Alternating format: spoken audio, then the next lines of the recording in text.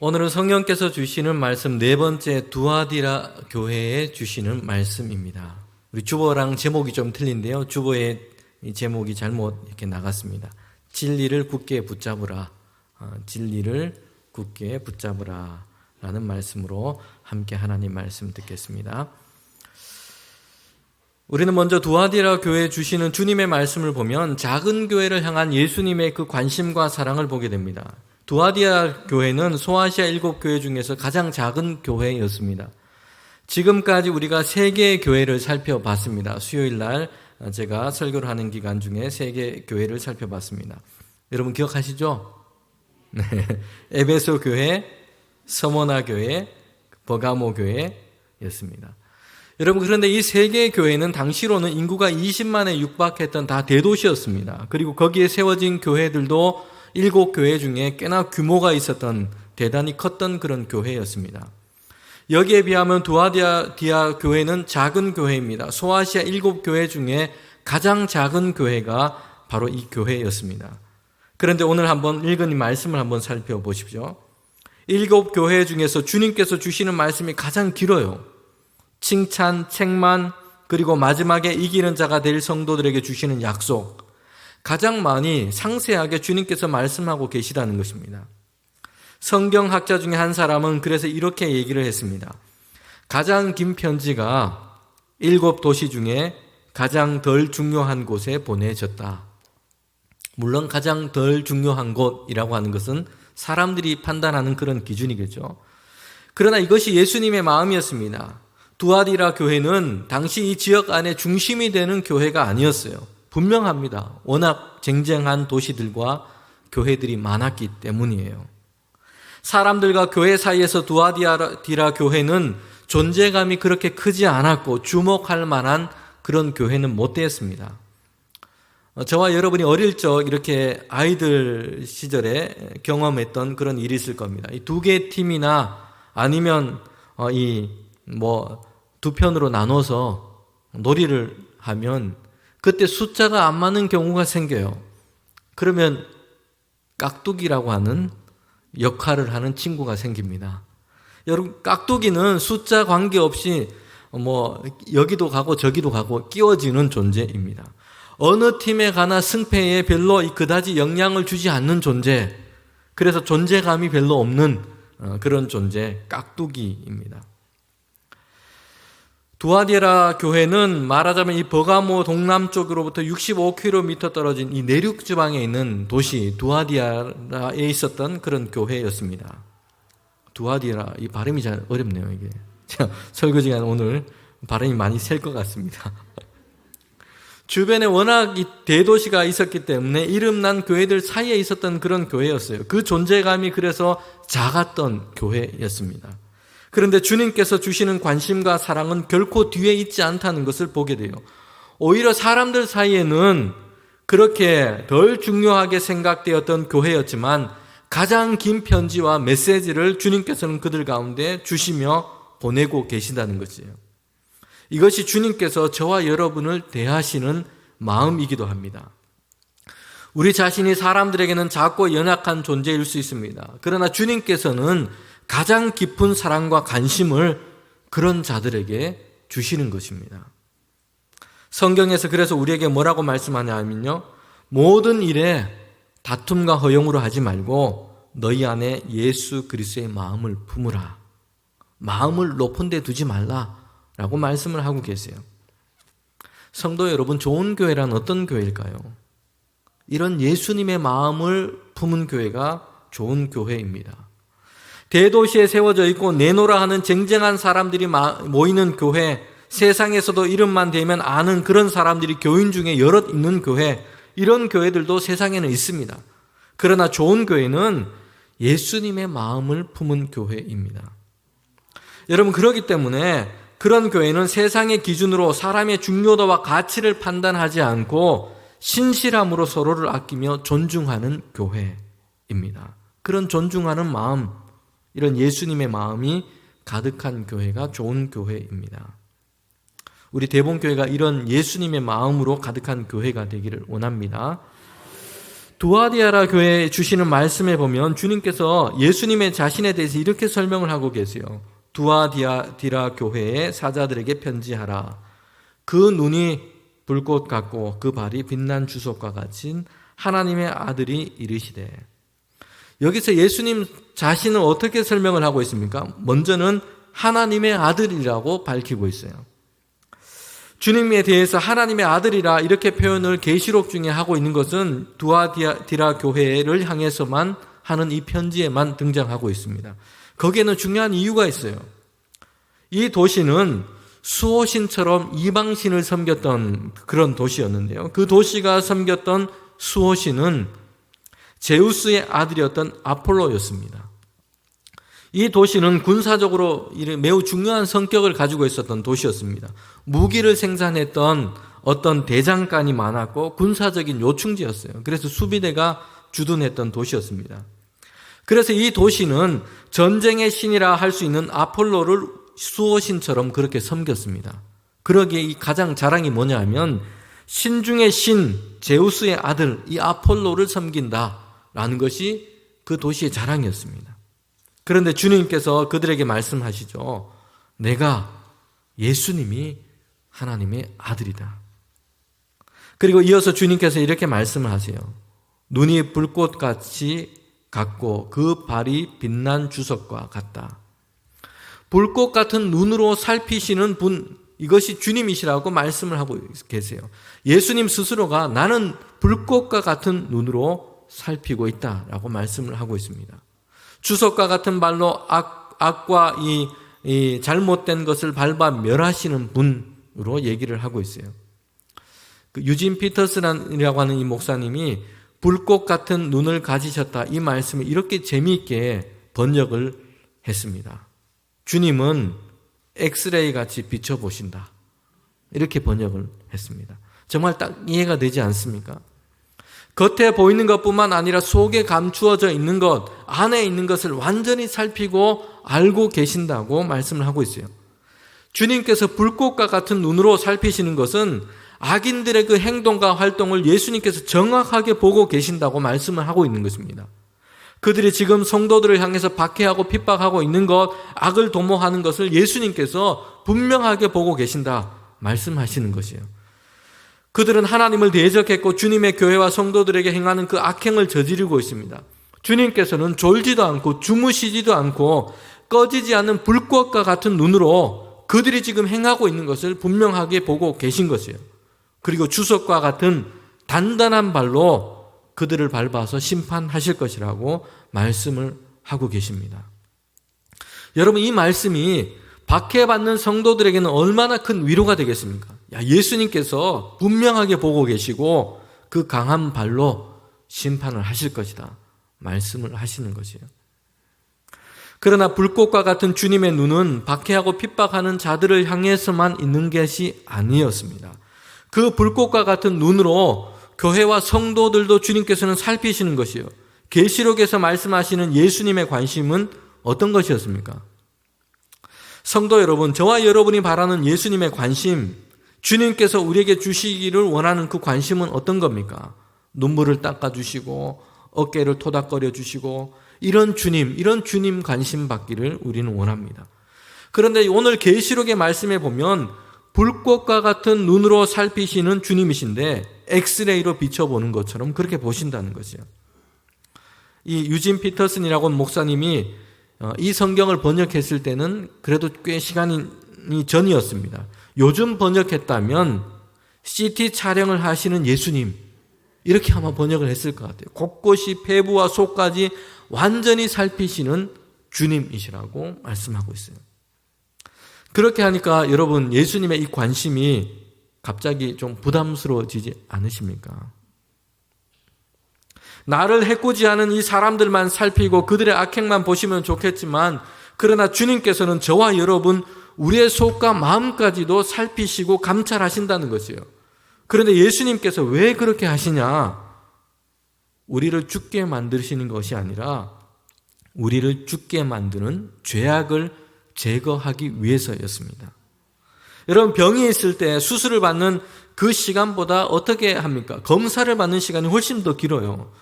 오랫동안 건강한지 어디가 문제 있는지 정확하게 살펴야 하기 때문이에요.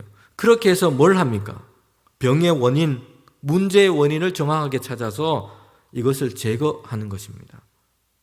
주님께서는 이를 위해서 우리를 살피시는 것입니다. 불꽃과 같은 눈으로 두아디라 교회를 살피신 예수님이세요. 그런데 이 주님께서 교회를 향해서 이렇게 칭찬을 하십니다. 요한계시록 2장 19절 말씀해 보면 두아디라 교회를 향해서 이렇게 칭찬을 하십니다. 내가 내 사업과 사랑과 믿음과 섬김과 인내를 아노니 내 나중 행위가 처음보다 많도다. 여러분, 이 교회는 이처럼 대단한 교회였습니다. 사업이라고 하는 것은 교회가 하는 어떤 외적인 사역들을 의미합니다. 사랑과 믿음, 섬김과 인내를 가지고 교회를 세워나갔을 뿐만 아니라 구제하고 돌보고 교회 안과 밖으로 열심히 사역을 한 것이에요. 그런데 그 교회의 사역이 점점 더 확장되고 성장해 갔다고 말씀을 하고 있어요. 그래서 주님께서 이 교회를 칭찬하시는 것입니다. 여러분, 이 두아디라 교회 정말 부럽지 않습니까? 시간이 지나면 지날수록 더 활기가 있고 활력이 넘쳐나는 교회였습니다.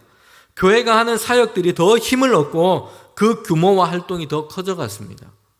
이와 같이 교회도 외적으로 성장해 간 것입니다. 사실 요즘 교회들마다 정말 부흥이 어려운 시대라고들 말합니다. 정말 쉽지 않은 그런 시대인 것은 분명합니다.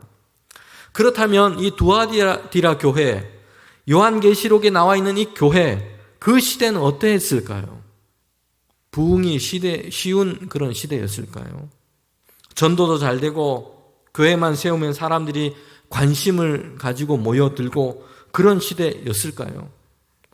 그 시대는 교회가 로마 제국으로부터 대대적인 박해를 받았던 그런 시대였습니다. 사람들은 예수 믿는 사람들을 핍박하고 따돌리고 멸시했던 그런 시대였어요.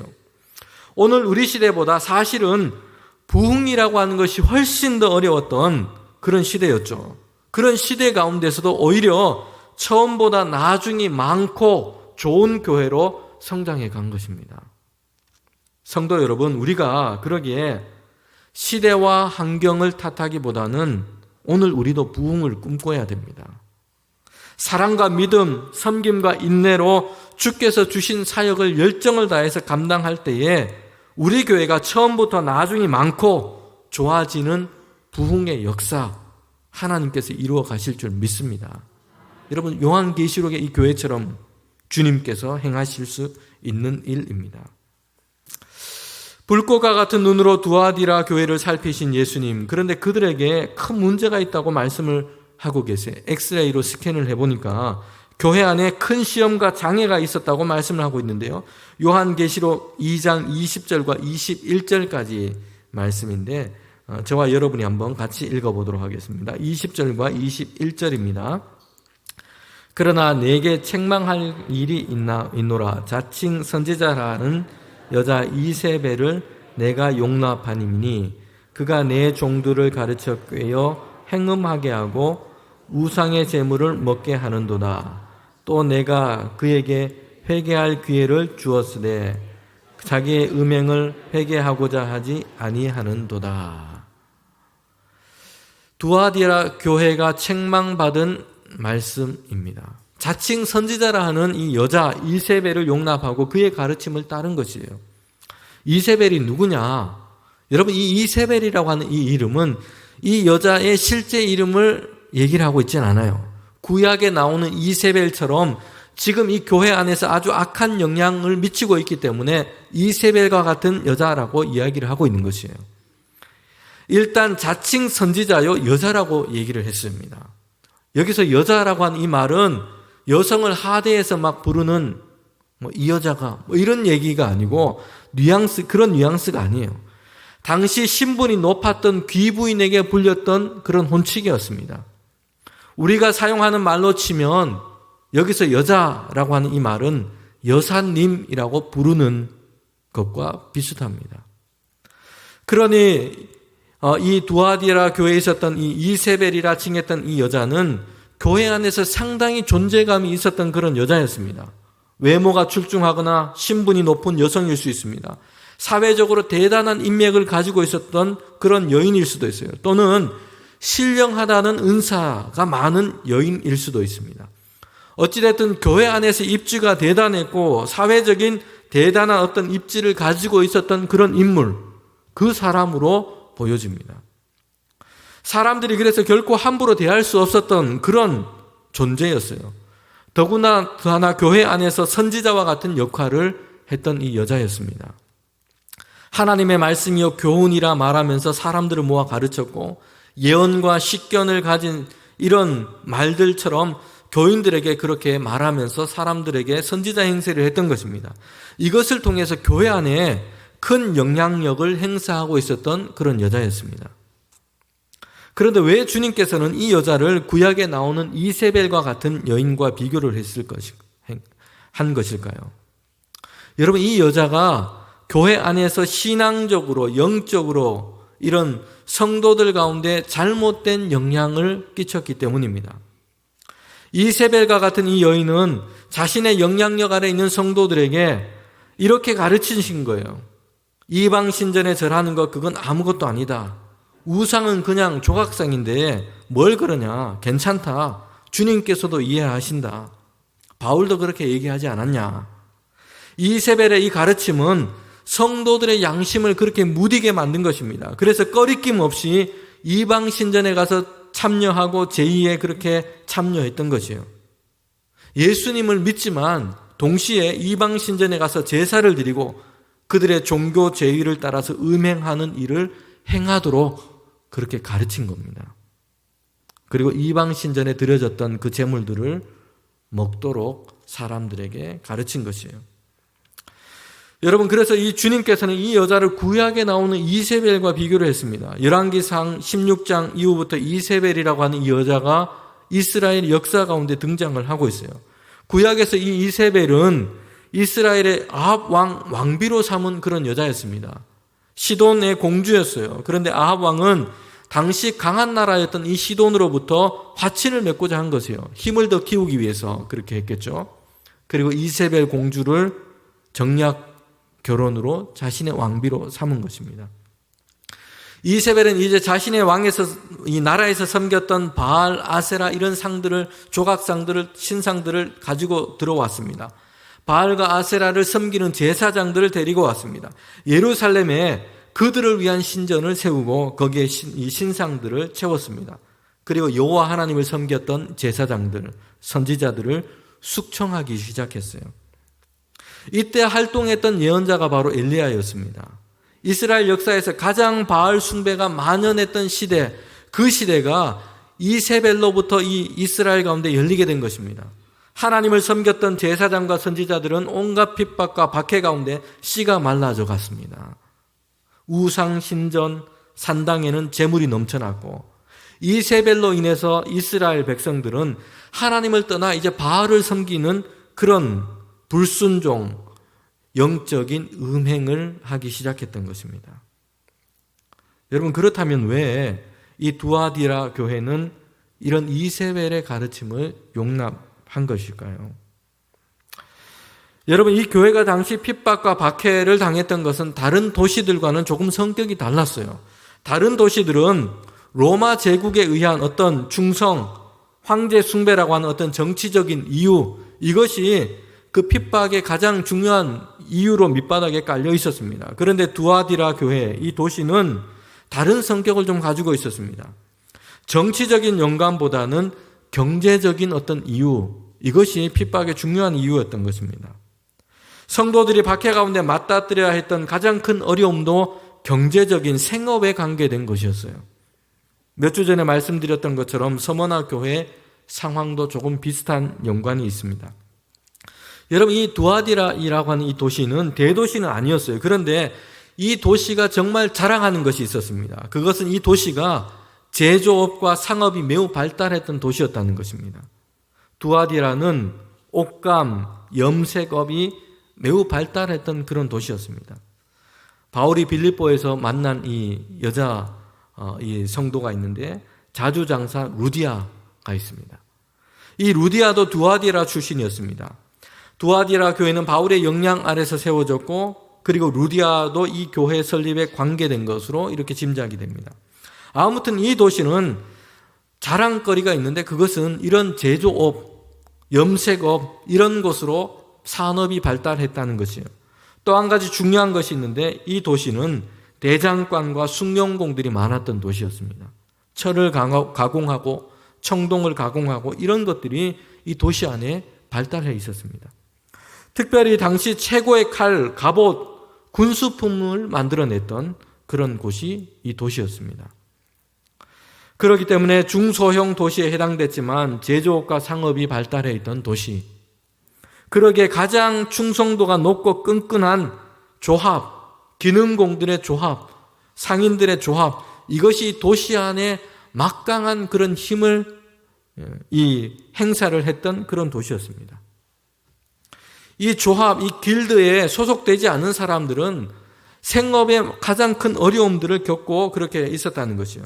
조합에 가입하기 위해서는 뭘 했냐 하면 수호신에 대한 충성 맹세, 신전 행사 참여, 대표적인 예로 두아디라에서는 무기를 만드는 대장간과 종사자들이 제우스의 아들 이 아폴로라고 하는 이 수호신을 섬겼습니다. 그 신전 제의에 참여하고 충성 맹세를 해야지 이 조합에 가입이 됐다는 것이에요. 크지 않은 이 도시 안에서 조합에 소속되지 않는다면 어떻게 될까요? 밥 먹고 살기가 쉽지 않은 그런 문제였던 것입니다. 성도 여러분, 왜 두아디라 이 성도들 중에 이세벨의 가르침을 용납하고 따르는 사람들이 많았는지를 알게 됩니다. 경제적인 문제 때문이었습니다. 고민이 됩니다. 예수 믿는 신앙을 지키려니 조합에 가입이 안 되고 장사하기가 어려워요. 반대로 조합에 가입하려고 하니 이방 신전에 가서 절을 하고 제사를 드려야 되고 신앙의 양심에 매우 꺼리끼는 일을 해야 되는 것이에요. 이런 고민 중에 있는데 교회 안에 유력했던 이 여자 선지자 이세벨이라고 하는 이 사람이 그런 역할을 했던 이 사람이 성경 말씀을 가지고 와서는 가르치는 것이에요.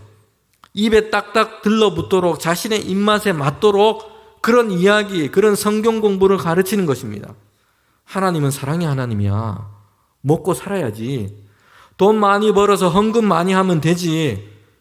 사도도 우상은 아무것도 아니고 우상 제물도 꺼리끼지 않고 먹으라고 했잖아. 사람들에게 이렇게 가르치기 시작한 것입니다. 그래서 사람들은 이 이세벨과 같은 이 여인의 가르침을 따라서 이방 신전에 절을 하고 우상 제물을 먹고 신앙적인 이런 음행을 하게 된 것입니다.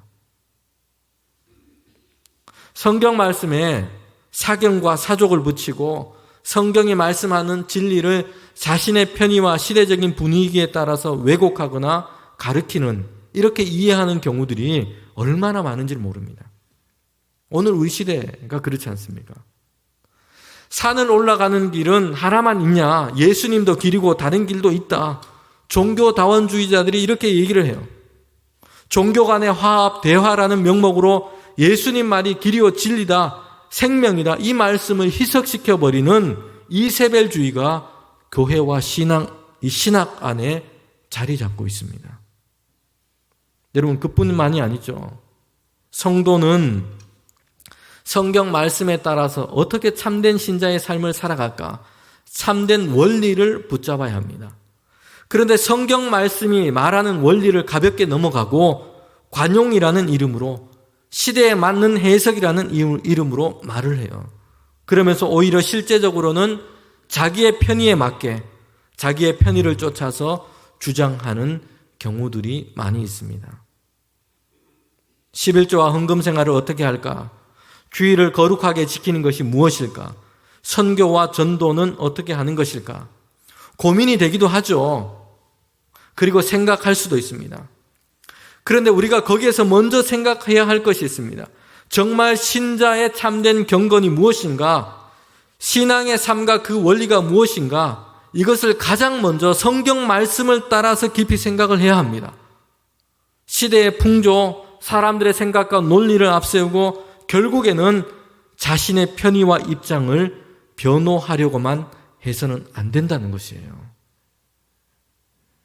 여러분, 교회 밖에서도 우리가 붙들어야 할 이 진리를 왜곡하고 흔드는 일들이 얼마나 많은지를 모릅니다. 제가 지난 주간에 신문을 보다가 저출산에 대한 문제를 다룬 기사를 봤습니다. 한국, 중국, 일본 그리고 아시아에서 경제 발전을 이룬 이런 나라들이 저출산 경향이 뚜렷하다고 진단을 했습니다. 그리고 왜 저출산이냐, 특별히 이 아시아에 있는 이 국가들에서 왜 이런 저출산의 현상이 두드러지냐, 그 이유를 외국에 있는 어떤 기관이 분석해 놓은 것을 실어 놓았습니다. 그러면서 가장 중요하게 첫 번째 이유를 이렇게 제시를 했어요. 이 나라들에는 결혼 외 자녀 출산에 부정적이다. 사실 이런 분석을 다른 나라에서 할 수도 있어요. 그런데 이렇게 가져와서 기사화하는 것에는 의도와 목적을 가지고 있다는 것입니다. 그렇게 해서 인구 문제를 어떻게 해결하라는 건가요? 성경적 가치로는 남자와 여자가 결혼을 하고 가정을 이루고 자녀를 얻는 것이에요. 그런데 이런 기사는 물론 드라마, 영화, 미디어에서 우리를 향해 조장하는 것이 있습니다. 어떻게 하라는 것이에요? 혼외 자녀도 낳고 결혼 없는 동거도 좋고 이런 새로운 형태들의 가정으로 인정하라는 것이에요. 이런 메시지를 우리 가운데 쏟아내고 있는 것이에요. 사람을 이렇게 세뇌시키는 거고 부추기는 것입니다. 그리고 여기 동조하지 않으면 편협하고 시대에 뒤떨어져 있고 관용을 모르는 옹졸한 사람으로 만들어가는 것입니다. 여러분, 두아디라 교회는 진리를 포기한 관용으로 자신의 편의를 추구했던 것입니다. 진리의 문제에는 관용과 용납을 다룰 수가 없는 것이에요. 편협한 사람으로 몰아갈 것입니다. 시대에 맞지 않은 벽과 같은 집단으로 매도를 당할 수 있어요. 그러나 예수 그리스도만이 구원이십니다.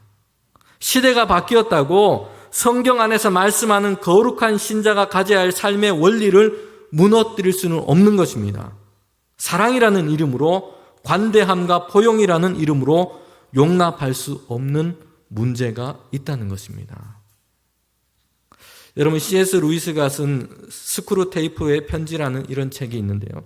이 책은 아주 재미있는 구상을 가지고 이 책을 썼습니다. 고참 악마가 신참 악마를 교육하는 내용, 가르치는 강론을 쓴 그런 이 모양으로 이 책을 썼습니다. 사실은 역설적으로 우리의 신앙에 대해서 얘기를 하고자 한 것입니다. 그런데 그들의 목표는 분명합니다. 사람들을 하나님과 교회로부터 멀어지게 하는 방법을 가르치는 것이에요. 그 첫 번째 내용이 뭔지 아십니까? 참과 거짓이라는 잣대를 치워버리도록 하는 것이에요.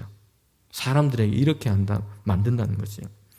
그리고 무엇이 실용적이냐, 무엇이 현실적이냐, 무엇이 새로운 것이냐, 이런 관점으로만 보도록 만들어버리라 라는 것입니다. 제가 한번 읽어보겠습니다. 우리 악마들이 주간지를 비롯한 다양한 무기를 사용해서 상황을 역전시켰지. 그 덕분에 내가 맡은 환자만 해도 어려서부터 수십 가지 상충되는 철학들이 한꺼번에 머릿속에서 난장판을 벌이는데 익숙해져 있는 거야. 그래서 어떤 교리를 보아도 참이냐 거짓이냐 먼저 따지기보다 학문적이냐 실용적이냐 캐캐 묵은 것이냐 새로운 것이냐 인습적인 것이냐 과감한 것이냐를 따지게 되어 있지.